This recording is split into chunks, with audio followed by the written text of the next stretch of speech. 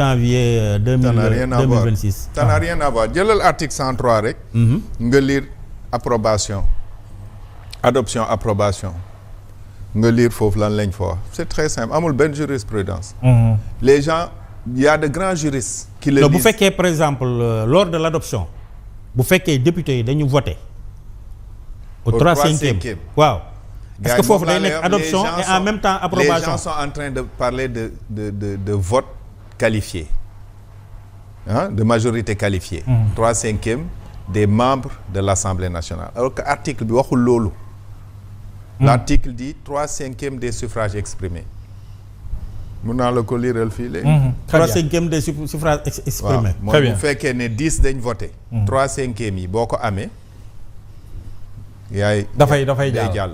très bien alors ñu ñëw ci DOB bi boo amul lu muy loo yokk ci li mu wax mais DOB bi tey sénégalais yu ñu suivre lan mooy DOB njariñ bi surtout ak ñu ngi wax ne assemblée day clôturer tey session bi alors lan lañ ci mën a jàpp Cheikh Diba ñëw na assemblée gis naa ci honorable député yu ci bari yu ko interpellé parce que xam nga nag moom moo yor suñu finance publique. laaj nañ ko dette cachée. waaw am na Mbow réagir na par rapport ak dette cachée bi bon je sais pas sa réponse xam naa ni daan ci ñëw mais. DOB clôture session bi mais aussi et surtout lan mooy solo sug ministre des finances ñëw toog ñu gis député yu ci bari ku ci nekk di wax tey gis nañu nag député yi nga xamante ne ni def nañu seen rôle député mooy ku ci nekk gox ba nga ne yaa ngi plaider ci manquement ya fa nekk ak yi ñu war a financer ak yi ni mel lan mooy solo si carrément. alors balaa may ñëw ci DOB bi damay juste fixer les histoires de suspension d'émission. waaw c'est-à-dire.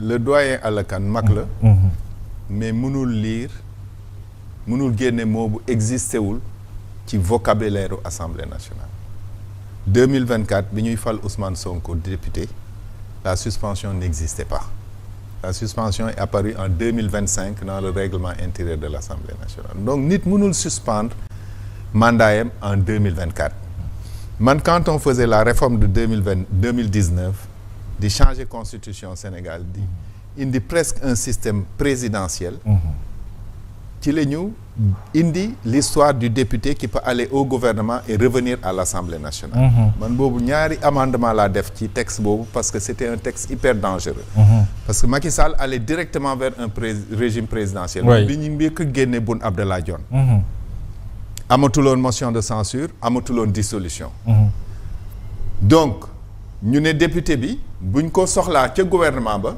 mun na fa dem bu paree mission yam ci gouvernement yam dina dellu si assemblée nationale léegi ñu ne dina am loi organique bu ñëw pour wone député bi nga xam ne dafa jóge assemblée nationale dem ci gouvernement ba naka lay dellu see assemblée nationale loi organique boobu ñooy wax mooy règlement intérieur assemblée nationale ba 2025 partie boobu kenn waxu ci woon 2025 lañ ko réglé wax naka la député bi di dellu see moo tax nga gis ñoom Amadou Ba bi ñu demee gouvernement ñu dellu si le problème ak Ousmane Sonko c'est que dafa mosul nekk député bu ñu nommé ca gouvernement ba membre gouvernement buñ fal député la ci kaayu incompatibilité la nekk mënu ci génn incompatibilité nag dañ la may juróom-ñetti fan pour nga résoudre ko damay dem assemblée 8 jours yi waaw damay dem assemblée wala damay toog ci fi ma nekk du exécutif rek de direction am na yu bëri yoo xam ne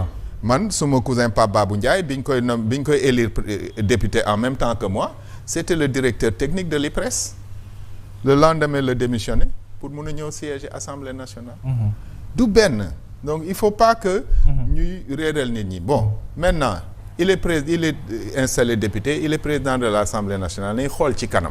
Il y a des juristes aussi qui ont argumenté ça. waaw bon su leen neexee ñu argumenté ko. su leen neexee man defuma droit de. man mosuma jàng droit. waaw man chimie laa jàng. mosuma jàng droit. damay lire rek. waaw suma lecture suma intelligence laay utiliser ak suma lecture daal di ne lii nii laa ko jàppee. waxtaan naa ci ay juristes yu bëri mais ñi ci mën a teggi suma argument bëriwul mën nañ nag def beaucoup de juridisme def beaucoup de trucs mais l'analyse est simple la loi a dit le député nommé au gouvernement Donc il faut qu'il y ait le statut de député. Ousmane Sonko n'est pas un député nommé au gouvernement. C'est un premier ministre élu député. Il y a une nuance. C'est très clair. C'est toute la différence, oui. C'est du français. DOB. C'est pas très compliqué. Léegi le débat d'orientation budgétaire yaa ngi tagg député yi wax pour seen gox débat d'orientation budgétaire tel que man yàgg naa ko wax. noonu lay demee. moo amul benn njëriñ. amul njëriñ. Ça n'a aucune utilité. Parce que ça ne permet pas de toucher à même une virgule du budget de l'État du Sénégal. du ci changer dara. mënu ci changer dara. mënu ci changer dara. Le budget n'est pas établi en rapport avec le pouvoir législatif. Le budget est établi par l'exécutif. li ci député mun mooy contrôle parlementaire moo tax quand les députés actuels parlent du renforcement du contrôle parlementaire ci la kontaan. Oui. Mais débat d'orientation budgétaire du ci loolu la ñuy sukkandiku pour tabax budget. loo munti wax it mënul tax mu changer benn virgule ci budget bi comme le processus du budget a démarré. lancé nañ ko ba pare depuis très longtemps. Débat d'orientation budgétaire nag c'est un moment fort du Parlement au Sénégal mais bu doon am njëriñ dëgg day fekk ñu commencé woon bëggoon nañ ko commencé nii sax xaw ma ndax commencé woon nañ ko wala déet en tout cas déggoon naa leen ñu commencé di convoquer ministres yi ak directeurs généraux yi. loolu mooy substance su débat d'orientation budgétaire parce que rapport yooyu commission yi di def. bu commission des lois par exemple recevoir les ministres de la justice commission du développement et cetera recevoir ministre de l'industrie ñu waxtaan xool naka la ñuy exécuter seen 3 années yi ñu projeté lan lañ ci jublu et cetera ñu def ay rapport yooyu ñoo war a nekk la substance du débat d'orientation budgétaire mais aujourd'hui la substance du débat d'orientation budgétaire c'est le discours du ministre des Finances. moom mooy ñëw def son discours après sur la base de ce discours il y a aucun rapport de commission ñu commencer débattre donc li ministre des Finances indi. ci loolu la député yi di wax. après ñenn ñi sax duñ ci wax dañ naan suma dëkk tali bi manqué na fa et cetera may fàttale ko ñu nit Kër Mbaye Fall rue 10 gars yi kii guñ ko. gars yi goudronné guñ ko nañ ñu ci jàppale dégg naa RSE terre bi la war nañ ñu ci jàppale. ñu goudronné ko. donc il faut que yooyu assemblée. jël seen cër parce que dañ ne au dernier trimestre l'assemblée doit commencer à recevoir les ministres. Au niveau des commissions waxtaan ak ñoom bu ñu defee rapport yooyu loolu mooy tax ñu mun a jàkkaarloog ministre bi bu ñëwee pour def débat d'orientation budgétaire sinon day nekk une discussion à sens unique wala mu nekk une discussion de sourds ñii di wax fii ñii di wax fële après demain on va encore amener le budget député yi pour la plupart du ñu lire budget bi on vote pas et puis alors session bi ñu war a clôturer. La clôture de la session, c'est aujourd'hui. C'est normal. C'est normal. L'Assemblée